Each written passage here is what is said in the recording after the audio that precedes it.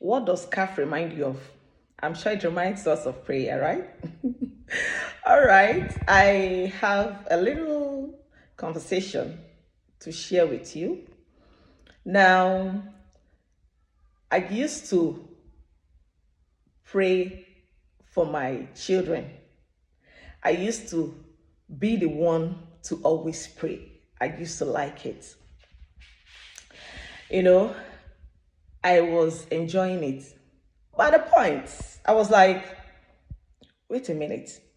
What if something happens to this jack of prayer? What if something happens to this prayer warrior? So what will become of me? What if I need prayer? What will become of me? I asked myself that question. I thank God that question came right on time. I was like, why will I always be the one to pray? What if I need prayer? Now, I want you to relate the story to yourself. What if you, the prayer warrior of the house, needs prayer? It could be a man, it could be a woman. But personally, I was doing that, and I felt it was good. But one day I was like, no, I had to take a U-turn and encouraged my children to start praying.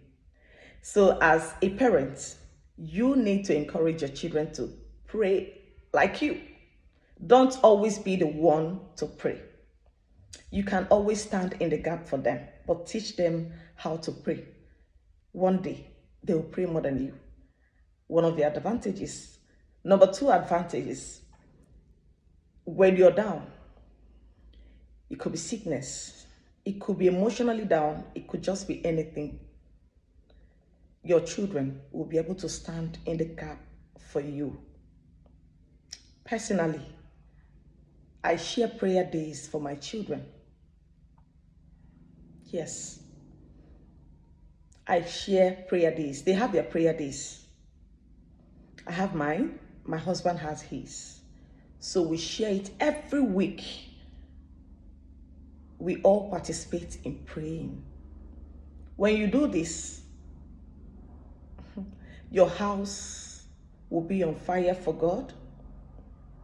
There won't be room for the enemy to come in because you have taught your children how to pray. Okay? And then you must have taught them how to pray for their own future as well. So from my story today, learn how to teach your children how to pray. Give them prayer days. They can pray, yeah, they can.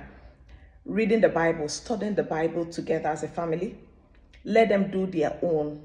You teach them the Bible. Some days, when it is their day to pray, they too should be able to teach you. They too should be able to teach their siblings the word of God. It must not always come from your mouth as a parent.